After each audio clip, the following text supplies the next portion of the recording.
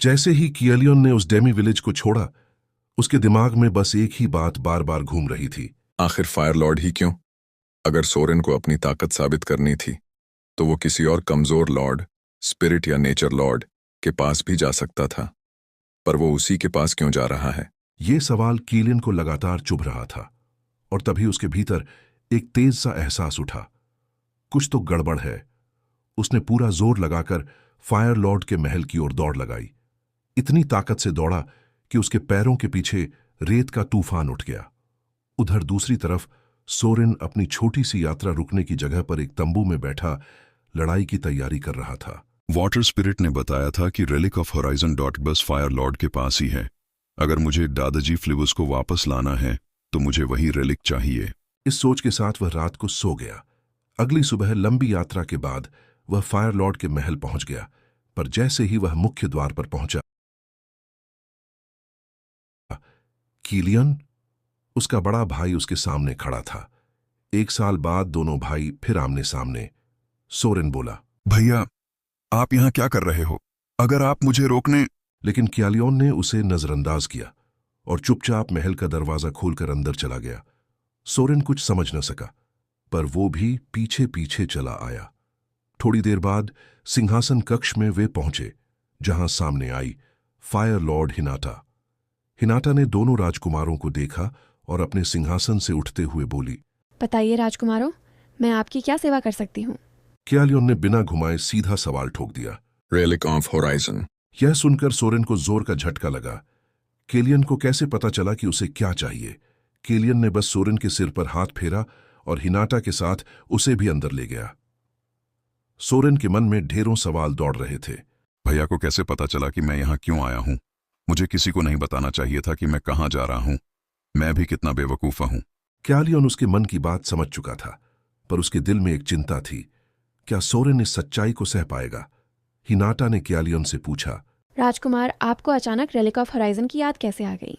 कियालियन ने उत्तर दिया, वैसे याद तो मुझे तुम्हारी आई थी हिनाता, पर आज एक बहुत जरूरी काम है और वही हमारे रिश्ते को आगे बढ़ाएगा। हिनाटा थोड़ी उदास हो गई और बोली, 7 साल बाद तुम अपनी मंगेतर से मिलने आए हो और अब भी तुम्हारे लिए काम ही सबसे ज्यादा जरूरी है, कियालियन।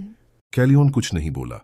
उसका मन हिनाटा को गले लगाने का था, पर अभी वह रुक नहीं सकता था। हिनाटा ने कहा, यह रहा रेलिक ऑफ होराइजन। यह एक ऐसी पवित्र चट्टान है जहां सदियों से आपका परिवार अपने पूर्वजों से मिलता आया है। क्या आज आप अपने पिता से मिलने आए हैं? कियालियन शांत रहा, पर सोरेन आगे बढ़ा और रेलिक पर खड़ा हो गया। उसने अपने पिता को पुकारा। रेलिक हरे रंग की रोशनी में चमका, पर कुछ भी नहीं हुआ। सोरेन ने फिर कोशिश की, लेकिन फिर भी कुछ नहीं हुआ। यह देखकर सोरेन और हिनाटा दोनों ही हैरान रह गए। सोरेन वहीं अपने घुटनों पर गिर पड़ा, क्योंकि अभी अभी जो हुआ था उसने उसकी पूरी जिंदगी बदल दी थी। हिनाटा बस कियालियन को देख रही थी। कियालियन ने कहा, माँ ने मना किया था कि यह बात कभी सोरेन के सामने ना आए।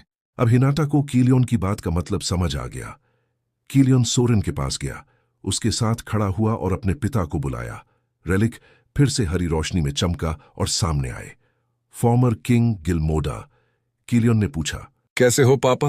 गिलमोडा ने दोनों बेटों को देखा और तुरंत समझ गए कि सोरेन के साथ क्या हुआ है।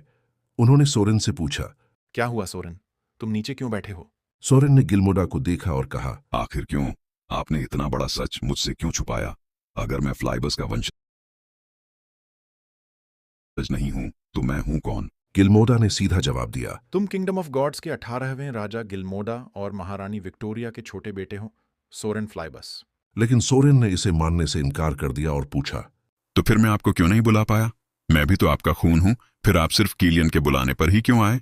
गिलमोडा ने लंबी सांस ली और कहा, हाँ, तुम हमारा खून नहीं हो, तुम्हें गोद लिया गया था मेरे बच्चे। यह सुनते ही सोरेन अंदर से टूट गया। जिन्हें वह अपना असली परिवार मानता आया था, वह सब एक झूठ निकला। गिलमोडा चाहकर भी सोरेन के आंसू नहीं पहुंच पाए, पर कियलियन ने सोरेन के सिर पर हाथ रखा और कहा, पापा, जब तक मैं यहाँ हूँ हमारे परिवार में कभी कोई दरार नहीं आएगी। गिलमोडा ने किलियन पर भरोसा किया और लौट गए। किलियन ने सोचा कि अभी के लिए सोरेन को अकेला छोड़ना ही बेहतर होगा। वहीं दूसरी ओर हिनाटा के मन में किलियन से अलग होने के ख्याल आने लगे। जैसे ही केलियन उसके पास आया वह घबरा गई और बोली, मैंने कुछ नहीं देखा, सच में कुछ नहीं। हिनाता को शांत करने के लिए केलियन ने उसे हल्का सा होठों पर चूमा और कहा, कोई भी हमें अलग नहीं कर सकता। हिनाता शांत हो गई, जोर से शर्मा गई और अपने चेहरे को हाथों से ढक लिया। थोड़ी देर बाद केलियन सोरेन के पास आया और पूछा, तो तब घर चलें? लेकिन सोरेन के मन में एक ही सवाल था। उसे यह बात पहले क्यों नहीं बताई गई कि वह गोद लिया गया है। केलियन ने उसे पूरी कहानी सुनाई। 15 साल पहले हमारे पिता एक युद्ध में थे। उन्होंने एक दुश्मन राज्य को हराया। उसी युद्ध में उन्होंने एक स्त्री को देखा जो बहुत ताकतवर थी लेकिन जीत नहीं पाई। उसके युद्ध कौशल से खुश होकर पिता ने उससे एक इच्छा मांगने को कहा। उसने कहा, मेरा एक ही बेटा है जिसने अभी आंखें भी नहीं खोली हैं। मैं उसे मरने नहीं दे सकती। आपको मेरे बेटे को अपने राज्य का राजकुमार बनाना होगा।